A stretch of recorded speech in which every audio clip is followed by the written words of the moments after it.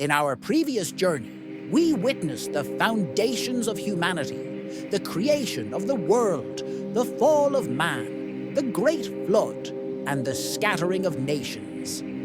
We ended with the story of Joseph, whose trials and triumphs in Egypt not only saved his family, but also set the stage for the next chapter in the unfolding story of God's chosen people.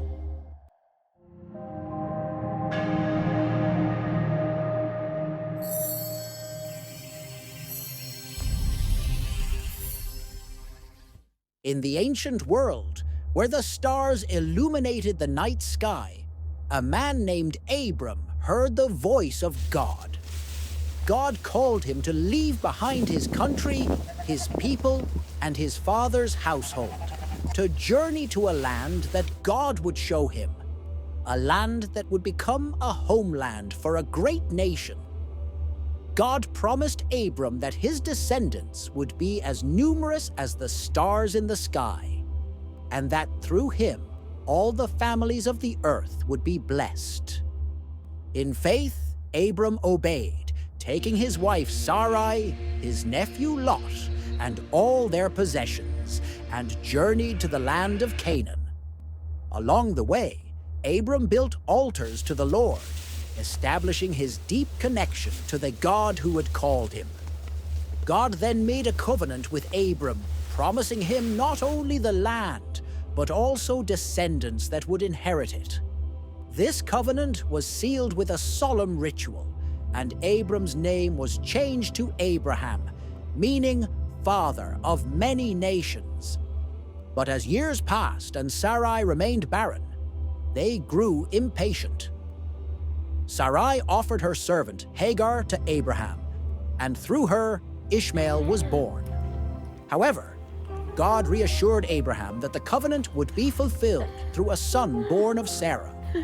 True to his word, in their old age, Sarah bore a son, and they named him Isaac, meaning laughter, for both the joy and disbelief that accompanied his birth. Abraham's faith was tested when God commanded him to sacrifice Isaac, his beloved son, on Mount Moriah. With a heavy heart, Abraham obeyed, preparing to sacrifice Isaac. But at the last moment, God intervened, providing a ram as a substitute. This act of faith solidified Abraham's status as the father of faith, a man who trusted in God's promises, even when they seemed impossible. Isaac grew into a man and married Rebekah, a union arranged by God himself through the guidance of Abraham's servant.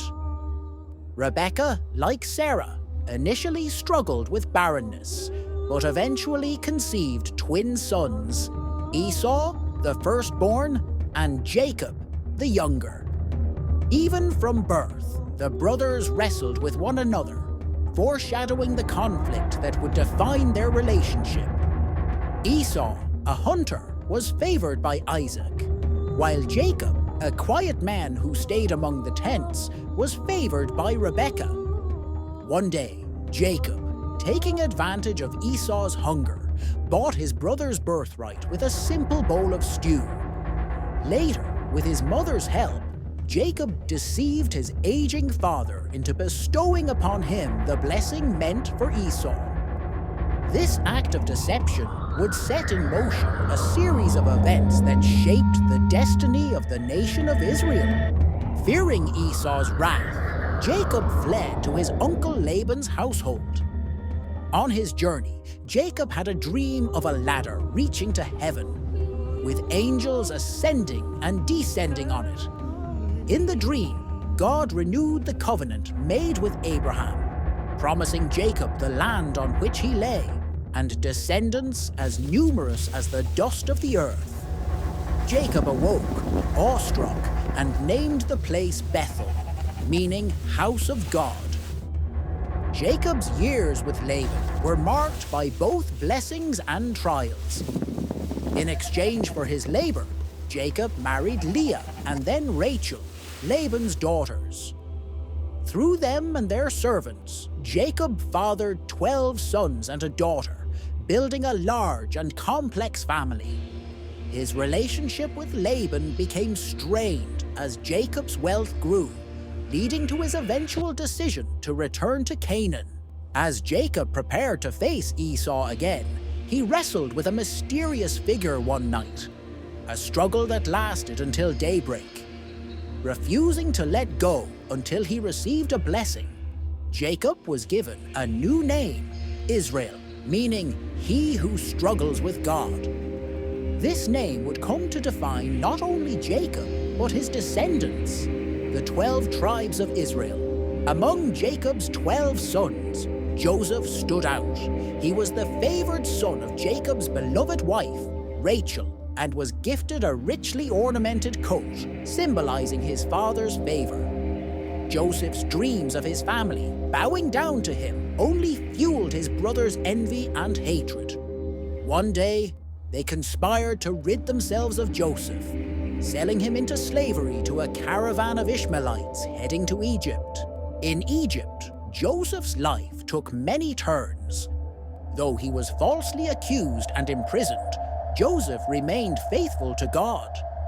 His ability to interpret dreams eventually brought him to Pharaoh's attention. Foreseeing 7 years of plenty followed by 7 years of famine, Joseph was appointed as the governor of Egypt, second only to Pharaoh. Under his leadership, Egypt prepared for the coming famine, storing grain in abundance. When the famine struck, it reached Canaan, forcing Jacob to send his sons to Egypt to buy grain. They unknowingly bowed before Joseph, fulfilling his earlier dreams. Though he recognized them, they did not recognize him. Joseph tested their hearts, eventually revealing his identity in a dramatic moment of forgiveness. "You meant it for evil," Joseph told them, "but God meant it for good, to save many lives." Through Joseph's rise to power, God preserved the family of Israel and brought them to Egypt, setting the stage for the next chapter of their story.